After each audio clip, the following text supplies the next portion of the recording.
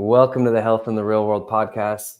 Another episode today. Today, we're going to dive into the practical aspects of achieving a healthy, purposeful life. I'm your host, Chris Janke, and today's episode is a deep dive into the power of intentional living called Living with Purpose.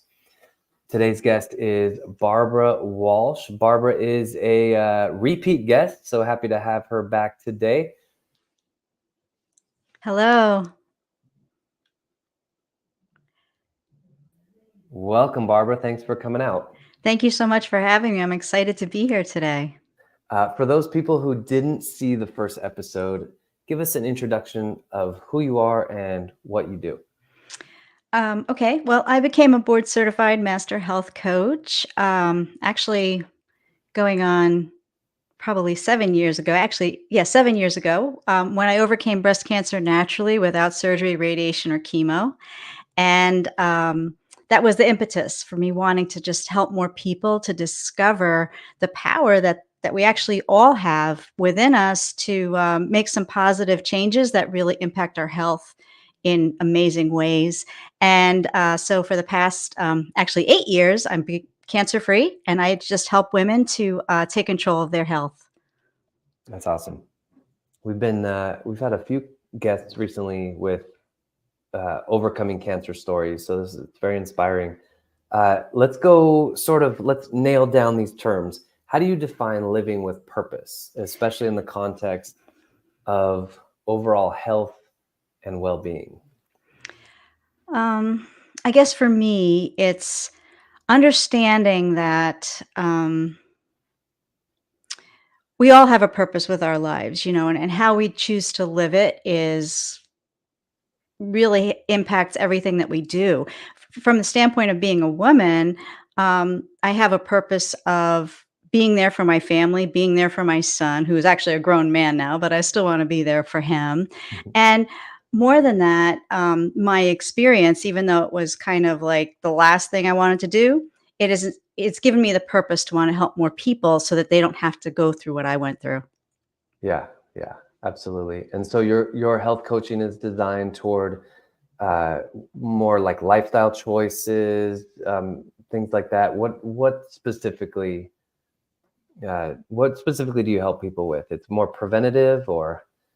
Well, I actually work with people who have been diagnosed with different types of cancers. I work with different women who have been diagnosed with different stages of breast cancer. And so I help them to rebuild if they're going through conventional treatment. I help them to reestablish their immune system, which really takes a devastating hit when you go through conventional treatment. And then I help them to create an anti-cancer lifestyle so that way they don't have to worry about recurrence. On the flip side of that, I love working with all women, and I especially love working with women who are like, in their pre-cancer, and I know it's kind of a tough thing because most people don't think they need help until they have a problem. But Yeah, honestly, right. I mean, if you can make some positive changes now, you can avoid having to have those problems later on down the road. Right. Very, very lifestyle dependent. That's great. That specific form of coaching. Can you share a personal experience where kind of discovering or maybe rediscovering your purpose and how that impacted your lifestyle choices and your healthy habits? Well, probably the biggest story that I have that impacted my lifestyle habits was actually facing breast cancer. I never really expected myself to be diagnosed. And I didn't realize that I was ever really at that great of a risk because I didn't have a family history.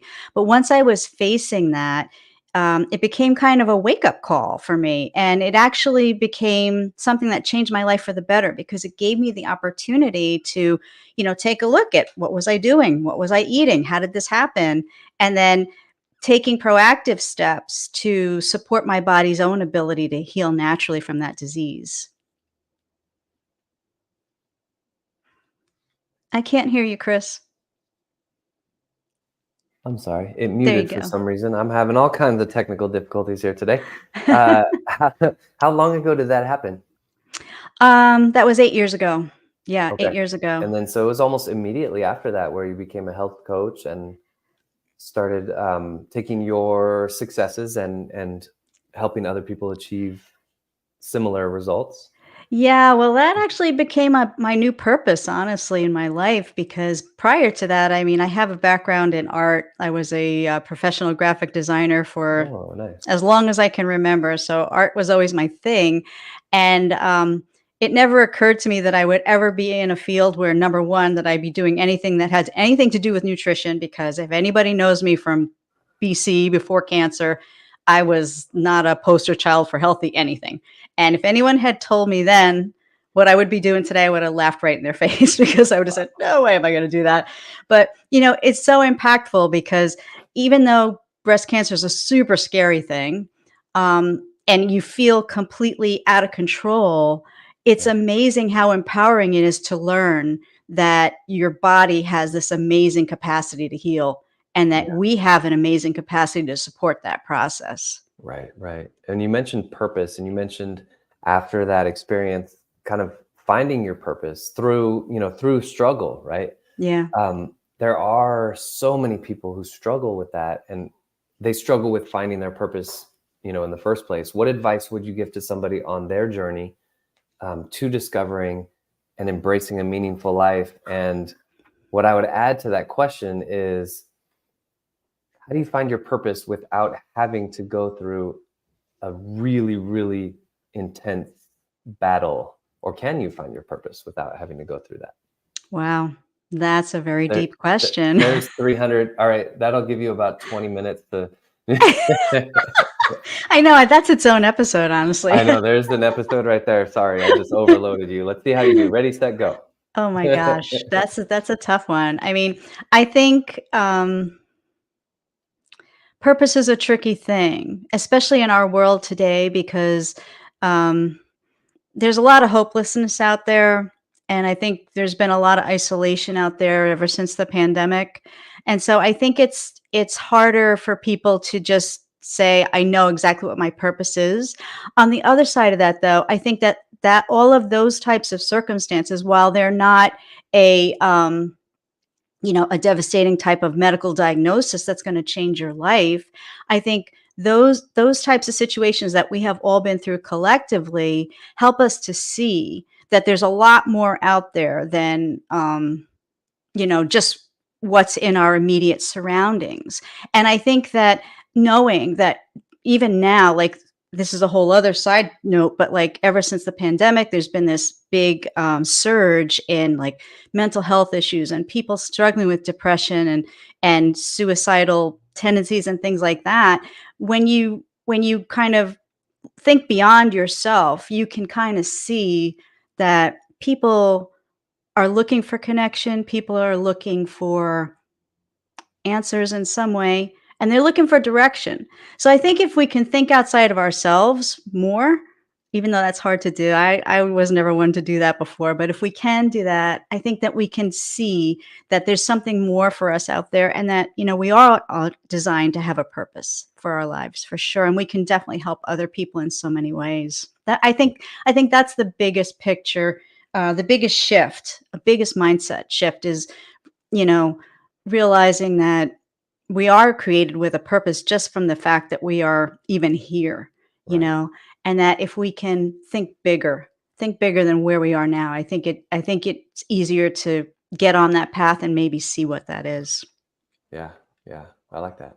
And it is definitely not easy to start thinking bigger, and which is maybe why when so many people will go through a huge experience like your battle with cancer, and that sort of helps you to think bigger because all of a sudden the stakes are so much higher, right?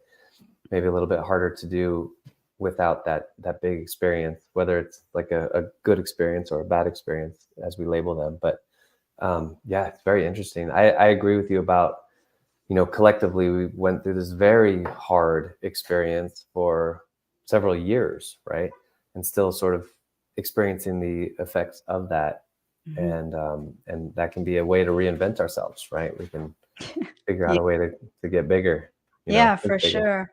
I think Yeah. the other side of that too is that people are, every one of us is created so divinely with amazing giftings inside of ourselves, and I think that it's a little tough to sort of recognize those things, but if you can recognize whatever giftings God's already put in you, I think that that sets you on a pathway to be able to see what the purpose for your life really is, for sure. Mm, yeah, I think that's a really good point. We're all, I have 4 kids and each of them came out very different. I mean, the whole nature versus nurture argument, there's a lot to be said about nature. They just came out. I mean, my 12-year-old's exactly like he was when he was born. And, and the 9-year-old, they have their personalities. Um, and my mom says the same thing about my brother and myself. I got the gift of gab, which is why I like doing this podcast. And I'll send my brother a 1-paragraph text and he'll send me back a 1-word answer. And I'm like, that's it. But he is amazing at numbers, like data science, analytics, all that, which just goes right over my head. So I think we all have our gifts and abilities. We need to know how to leverage those for the benefit of others, like you said. For you personally, you kind of have an idea of what your purpose is.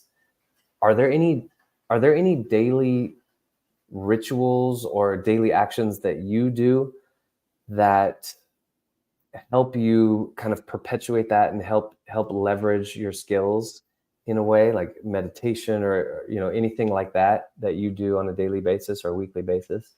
Yeah, actually, well, I'm a Christian, so I pray. That's my meditation. I Okay. pray, I read the word of God, and that's the thing that keeps me grounded and it keeps me hopeful. And also it helps to when I spend that time with God for me, it imparts to me a lot of wisdom and direction that I need for every single day. And I think as I tap into that, that helps to reinforce for me what my new purpose has become, and I think back, when I was in college and all that, and I was young, and I was, my goal was to become a professional graphic designer, and I Yeah. was in working in New York and stuff like that, and that was like the coolest thing ever, and it still was a cool experience. But when I look back on that, it had very little to do with, um, helping people other than maybe Mhm. putting out a message somewhere. It didn't have anything to do with helping people. And Interesting. now, as I work with people and I see them like turn a corner, or I see them understand new concepts that actually are so impactful for their health. I mean, I've seen people, they make some changes and then their blood pressure goes down, their cholesterol levels go down, they lose weight, they get energy, Great. they come out of the pre-diabetes range. So then they don't, you know what I mean? They're not on Yeah. the slippery slope down to something that becomes a chronic illness that's very difficult to manage and has other consequences if it continues to progress. And Right. when you work with people and you see that, there's nothing better than seeing someone experience that. And Yeah. to be a part of that, that's an honor. It's truly an honor for sure. That's great. What would you say your motivation was back in the graphic design days? Was it more? I think I just wanted to do something creative, and Mhm. at that time, I can't say it was bad, at that time, it was actually a blessing to be able to do something I love doing and make money at it. I mean, Yeah. but what better thing was that? Yeah. Very, very rewarding and fulfilling in itself as well. Yeah. Yeah, yeah, to be able to express myself creatively for sure. Mhm. Yeah. But it's so interesting how that's sort of evolved and it's deepened as you've gotten more into this new career, and it sort of takes on like a new characteristic of itself. And I think that just happens naturally with maturity and you know different experiences. So I think it's a great progression, great story there. Nice. Um, I had another question, but it's weird. It's like these questions I wrote, it's almost like we answered them naturally, In a organically. roundabout But way. yeah, yeah. So I'll just ask it and let's see where it goes from here. But in what ways do you believe that living with purpose influences mental and emotional well-being? Oh my So gosh. Huge. Huge, right? It's so huge because, you know, I think that when you are living with purpose and you're doing something that, in my opinion, when you're doing something outside of yourself and you're sowing into people's lives, you're giving into people's lives, and you're helping them to be better in some way, shape, or form, that's a gift. And you know what? Um, the Bible says it's you're more blessed if you give than you receive. But the Yeah. coolest thing about it is as you give, you actually You get receive. it back. Yeah. Yeah, Yeah. yeah, it's like the coolest thing ever, and I think that that sort of a selfless approach, and I hate to say it that way because I'm not touting my own horn or tooting my own horn saying, "Oh, look how selfless I am," but by taking a more selfless approach and focusing your attention on helping other people, I think it helps you to not get so bogged down in your own in po- possibly having negative thought cycles about yourself because you're so focused on yourself. You know what I mean? Yeah. And so I think that if you can embrace that purpose and kind of step into it, even though that could be scary, especially if it's different than stuff that you ever done before, like Yeah. me, Yeah. if once you do that, the focus comes off yourself, you put the focus on other people, and as you give into other people's lives, it comes back to you while you're working with them or while you're helping them, and then even after the fact too. And Yeah. it's such a rewarding feeling that it's like you've given somebody an amazing gift, and just knowing that, you feel like you have received a great gift in return. Yeah. Oh, that's great. This just occurred to me as you were talking. It's almost like it is, you're very much boxing yourself in when you're just thinking about yourself. And not that doing something for yourself is wrong, because we are human, just like the rest of society. If you're going to help somebody else, you could also help yourself. But it's just that it's very small, right? So if we start thinking about more people, we're broadening up who we're helping, and we start to think at a higher level.